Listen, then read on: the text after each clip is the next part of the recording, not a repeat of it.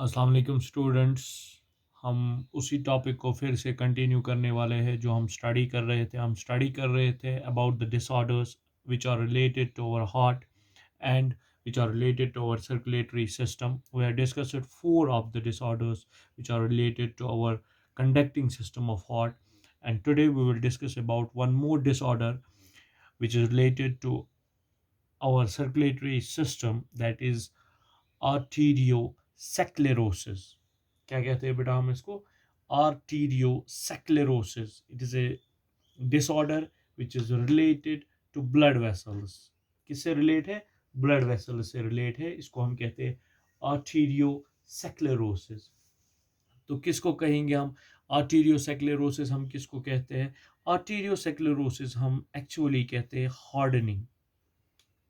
क्या कहते हैं बेटा? Hardening of arteries and arterioles. Hardening of arteries and arterioles. जब हार्डनिंग होगी किसकी? आर्टरीज की और आर्ट्रियोल्स की। किसकी वजह से होगी? Due to thickening, due to thickening of the fibrous tissue. यूज बेटा आर्ट्रियन हुन फाइब्रस टिश्यू छ आसान। येल स थिक गस, मुट गस, तम सच आर्टरीज क्या गसान? हार्ड। आर्ट्रियोल्स हार्ड गसान। तथ कंडीशन छ इस नाव वना बेटा आर्ट्रियोसेक्लेरोसिस। क्या छस नाव वना बेटा? आर्ट्रियोसेक्लेरोसिस। अम सच क्या छ गसान? दपान युस आर्ट्रियन हंस इलास्टिसिटी छ आसान। इलास्टिसिटी युस किबन हंस छ आसान? आर्ट्रियन हंस, आर्ट्रियोलन हंस स छ गसान लॉस। क्या छ गसान बेटा? लॉस। हम क्या कहेंगे? लॉस हो जाता है। क्या लॉस हो जाता है? इलास्टिसिटी। किन की इलास्टिसिटी लॉस होती है? आर्टरी और आर्ट्रियोल्स की। किसकी वजह से होती है? जब थिकनिंग हो जाती है। किसकी? फाइब्रस टिश्यू की। किन की फाइब्रस टिश्यू? आर्टरीज की फाइब्रस टिश्यू जब क्या हो जाती है? हार्ड हो जाती है, लॉस हो जाती है। इलास्टिसिटी हार्ड हो जाता है फाइब्रस टिश्यू, तो आर्टरीज की इलास्टिसिटी लॉस होती है। उसको हम कहते हैं आर्ट्रियोसेक्लेरोसिस। क्या कहते हैं? आर्ट्रियोसेक्लेरोसिस। और जिस वक्त आर्टरीज की इलास्टिसिटी क्या हो जाती है? लॉस, तो वो क्या कॉज करते हैं? वो कॉज करते हैं हाइपरटेंशन। कॉज क्या करते हैं? हाइपरटेंशन। हाइपरटेंशन का मतलब क्या है? Hypertension means high blood pressure. High blood pressure. तो हम कहेंगे बेटा कि युस ब्लड प्रेशर सह इनक्रीज गसान। क्यों ब्लड प्रेशर इनक्रीज गसान? ब्लड प्रेशर इनक्रीज गसान तमिस इंसान सुन यमिस आर्ट्रियोसेक्लेरोसिस दपान अत डिजीज मज एक्चुअली गसान क्या? अत डिजीज मज क्या गसान? दपान अत डिजीज मज क्या गसान बेटा? ध्यान थी तो योकुन क्या गसान?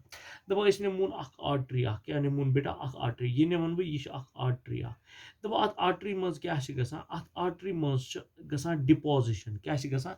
डिपोजिशन। ध्यान थो डिपोजिशन गसान। कमिच डिपोजिशन गसान? दोन चीजन हज डिपोजिशन गसान यथ मज। कथ मज? आर्टरी मज। दपान यम कैल्शियम सॉल्ट्स आसान। ध्यान थो बेटा योकुन कैल्शियम सॉल्ट्स यम कम बेटा? कैल्शियम सॉल्ट्स तम रलान कोलेस्ट्रॉल सत। कत सत रलान बेटा? कोलेस्ट्रॉल से। कम कैल्शियम सॉल्ट्स रलान कोलेस्ट्रॉल सत। येल कैल्शियम सॉल्ट रलान कोलेस्ट्रॉल सत, हम फॉर्म करान प्लैक। प्लक बना। क्या बनाव बेटा? प्लक। यह प्लक युस बनाव कम सत बनाव? Due to the mixing of calcium salt with cholesterol. और यह प्लग क्या करान? यह बनावान यम आर्टरीज यम क्या? Arteries and arterioles. एमन क्या गसान? दपान हम बना रिजिड। क्या बना? ध्यान थो क्या बना? हम बना रिजिड। क्या बना? रिजिड। अख आर्टरीज बना रिजिड एंड स्टफ। स्टफ गई हार्ड। स्टफ हेको वन हार्ड तो रिजिड मतलब गो सख्त बना। तम सत क्या गसान? दपान युस ब्लड इमन आर्टरियन मज आस ब्लड इमन किमन मज आस आर्टरियन मज यम क्या बने यमन आर्टरियन हुन ब्लड यूस आस यमन आर्टरियन मज ये प्लग बना इमन हुन ये क्या आस ब्लड यूस आस ये हेक कुन सात क्लॉट गसित क्या हेक गसित क्लॉट क्या हेक गसित बेटा क्लॉट ये क्लॉट ये क्या गस क्लॉट गो ये हेक ब्लड सर्कुलेशन ब्लड सर्कुलेशन ये क्या गसित ब्लॉक गसित क्या हेक गसित ब्लॉक एग्जांपल वन बह कि अगर ये क्लॉट गो ये ब्लड गो क्लॉट इन कोरोनरी आर्टरी कत गो ब्लॉक बेटा गो हार्टस वात न ब्लड सप्लाई की ये हार्टस वोट ब्लड सप्लाई की तेल क्या गस तेल हेक गसित हार्ट अटैक क्या हेक गसित बेटा हार्ट अटैक हेक गसित या इवन डेथ हेक गसित किम वजह से अगर हसा क्लॉट गो और क्लॉट किम सद बन ड्यू टू द डिपोजिशन किमिच deposition of cholesterol plus calcium salt की रिसेंट स्टडीज वन दपान कोलेस्ट्रॉल नसा डिपॉजिट गसान की बल्कि हम हसा कैल्शियम सॉल्ट्स रलान कत फैटस सत और बनावान प्लॉक सुई प्लग पत बनावान इमन आर्टरियन स्टफ एंड रिजिड तम सत ब्लड सप्लाई कुन सात बनान क्लॉट वारिया बोड़ और सह ब्लड सप्लाई क्या करान स्टॉप और कुन सात हेक क्लॉट बनित कत मज कोरोनरी आर्टरी मज तम सत क्या हेक गसित तम सत हेक ब्लड सप्लाई ब्लॉक गसित कत हार्टस और सह हेक क्या करित हार्ट अटैक या कुन सात इवन तत हेक डेथ ते गसित अत वनान बेटा आर्टरियो सेक्लेरोसिस क्या वनान बेटा आर्टरियोसेक्लेरोसिस डिजीज नाव क्या वना आर्टरियोसेक्लेरोसिस वना क्या वना बेटा आर्टरियोसेक्लेरोसिस वना क्या वना बेटा आर्टरियोसेक्लेरोसिस यो बह वना आर्टरियोसेक्लेरोसिस के बारस मज ब्याख डिसऑर्डर अथी मुतलिक इमन आर्टरियन मुतलिक इमन ब्लड वेसलन मुतलिक तथ बेटा नाव वना that is called एथरियो क्या वना बेटा एथरियोसेक्लेरोसिस हम थोड़ा बहुत अकिस बिकिस रिलेट कम मामूली डिफरेंस एथरियोसेक्लेरोसिस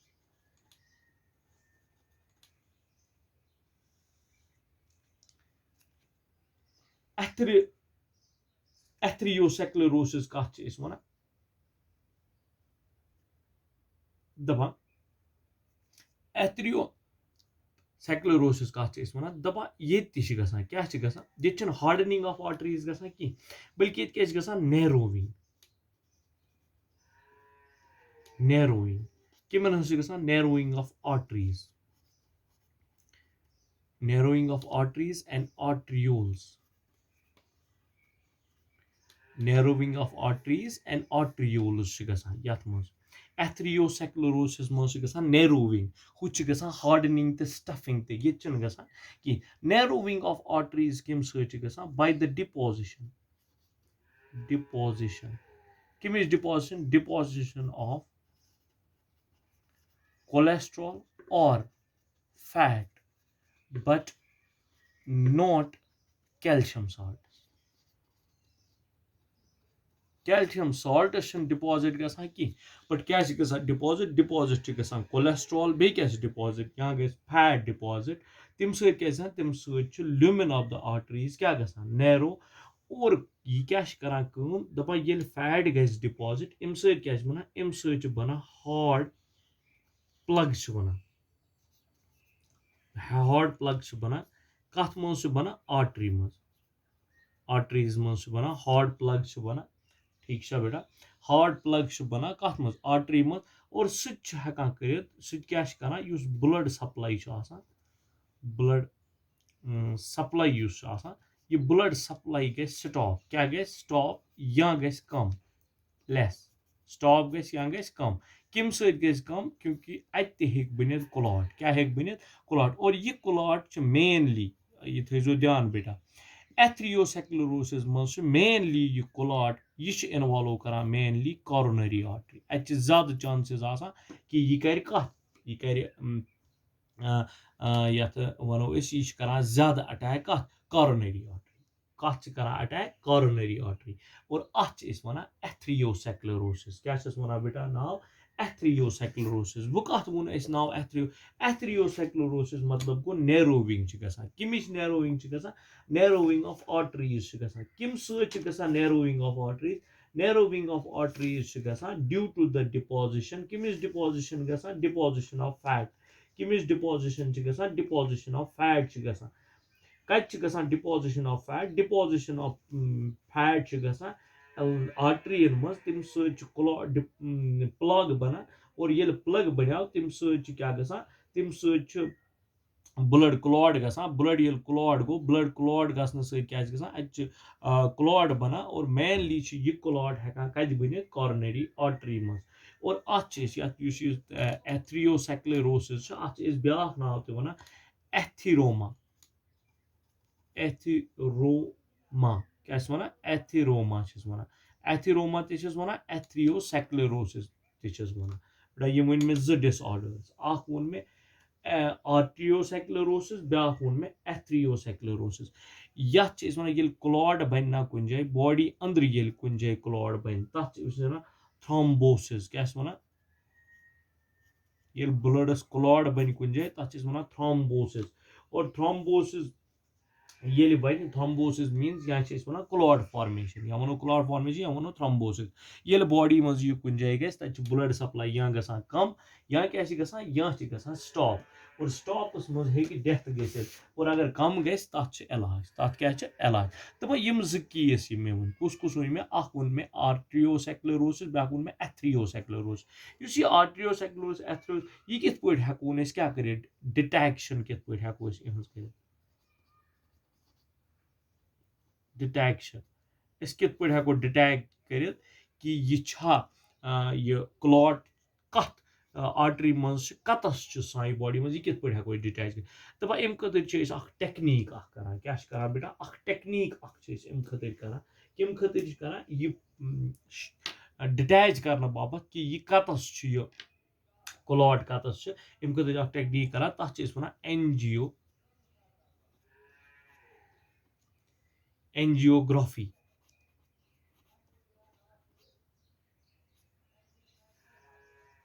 क्या वन एंजियोग्राफी तथ वन एंजियोग्राफी मज क्या करान एंजियोग्राफी मज क्या करान ओपैक डाई आना क्या ओपैक डाई आना यह ओपैक डाई इंजेक्ट करान क्या करान बेटा इंजेक्ट करान ये यह ओपैक डाई क्या कर इंजेक्ट कर अमिस पेशेंटस ये अमिस पेशेंट क्या कर इंजेक्ट अम कि इंजेक्ट करने क्या दपान योकुन थो बेटा ध्यान तुम अगर मानून यह आर्टरी क्या आर्टरी यह आर्टरी पकनावान ब्लड क्या पकनावान ब्लड अत नेरान बुथ ब्रांचस क्या नेरान ब्रांचस द्राय अत जो ब्रांच अमन ब्रांचन नेरान बे ब्रांचस द्राय अत बे ब्रांच और यथ नेरान बे ब्रांच ठीक यथ नेरान ब्रोट गसित बे ब्रांच यथ नेरान ब्रोट गसित बे ब्रांच दपान ये यतस इंजेक्ट कर यह डाई कर अतस इंजेक्ट ये डाई ब्लडस मज इंजेक्ट कर यह डाई पक ब्रोकुन क्या पक बेटा ब्रोकुन ये डाई ब्रोकुन पक अस वोन यतस क्लॉट गुमुत क्या गुमुत बेटा क्लॉट गुमुत यतस क्लॉट फॉर्मेशन गुमुत यथ आर्टरी मज क्लॉट फॉर्मेशन गो यह डाई यह पक ब्रोकुन क्या पक ब्रोकुन ये ब्रोकुन पक यह वात इन सारवेन आर्टरियन मज मगर अतस यह आर्टरी यह अतस क्लॉट ब्रोकुन पक यह कह और अस ई पान समझ कि यतस यतस क्लॉट फॉर्मेशन गमच और अम ब्रोकुन ब्लड सप्लाई गसान कि या कम गस अम ब्रोकुन अम डाई हन सेचुरेशन कम क्या कम क्योंकि अम ब्रोट ब्लड पकान कम अत टेक्निक वन एंजियोग्राफी और एंजियोग्राफी सत क्या पता चलान एंजियोग्राफी सत पता लगान कि यह क्या वन यह क्लॉट यह कोता और यह क्लॉट कतस साइन बॉडी मज प्रेजेंट यम बे डिसऑर्डर्स अथी सर्कुलेटरी सिस्टमस रिलेटेड आर्टरियोसेक्लेरोसिस ब्या एथरियोसेक्लेरोसिस और दोनवै रिलेट कत दोनवै रिलेट ब्लड वेसलन और मेनली इन्वॉल्व करा आर्टरीज क्या इन्वॉल्व करा आर्टरीज और ये डिटेक्शन कित पे करा ये डिटेक्शन एक टेक्निक सहित करा या टेक्निक वना एंजियोग्राफी क्या वना बेटा एंजियोग्राफी मज क्या करा ओपेक डाई तुला सह इंजेक्ट करा किमिस पेशेंट सन्स बॉडी मज तम सह पता लगा इस डाई ब्लड सहित मिक्स गसान यह ब्रोह कुन पकान और यतस यह स्टॉप गस तम ब्रोह कुन पकि यह कि तती वन कि या अमिच सेचुरेशन गस कम तती लगा पता कि यह क्लॉट यह कोता और कतस साई बॉडी मज प्रेजेंट